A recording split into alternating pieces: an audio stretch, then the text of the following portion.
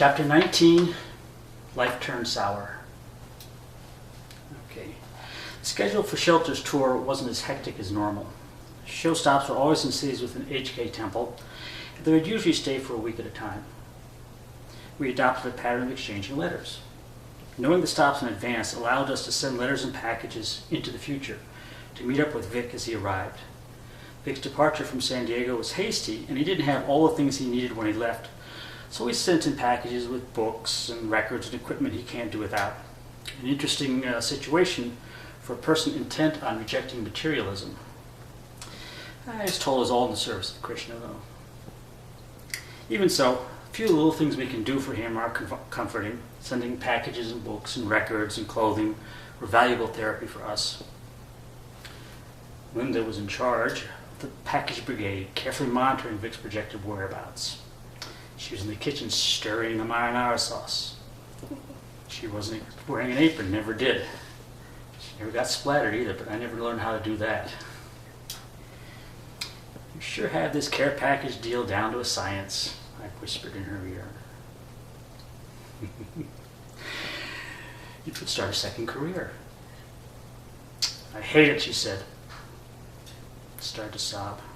I turned her towards me and closed her in my arms, holding her close.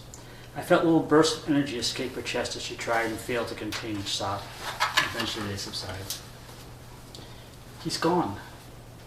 Gone forever, she whimpered. My little boy is gone. No, it's just a tour, just a long tour. Open your eyes, Victor.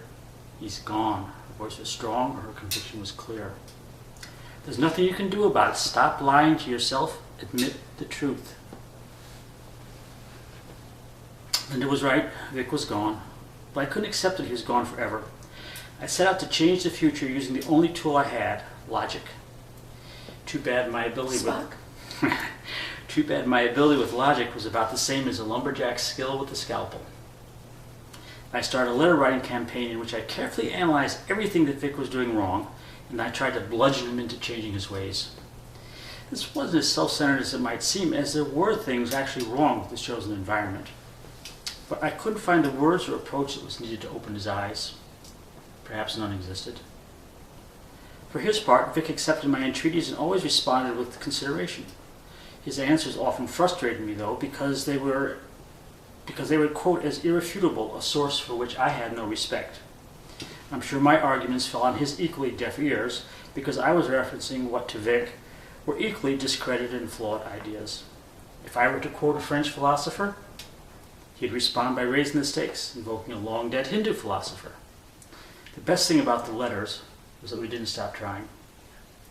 In one letter he wrote, "The wall between us is an unfortunate thing. I think it's probably a result of immaturity, mostly on my part, but ultimately on both our parts. I think it's something that will have to be torn down, but I think it has to be torn down gradually. Otherwise we run the risk of building another obstacle from its rubble. But I'm hopeful that it will come down brick by brick."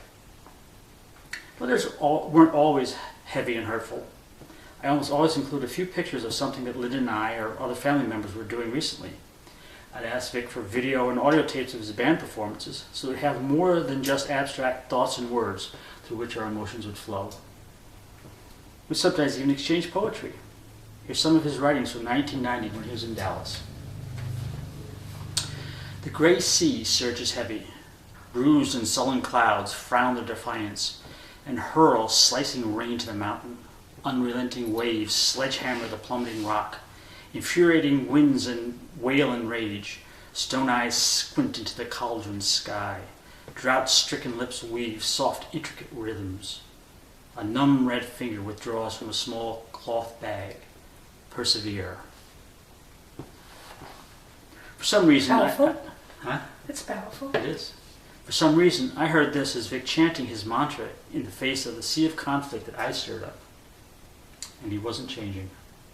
At the end of the tour, we expected Vic to return to the San Diego area.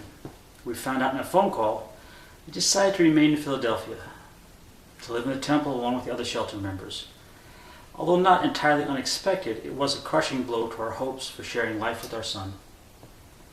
Living in the lair of the Krishnas with so few opportunities for personal contact surely would mean that the HK philosophy roots would find their way deep into his heart and poison it against us.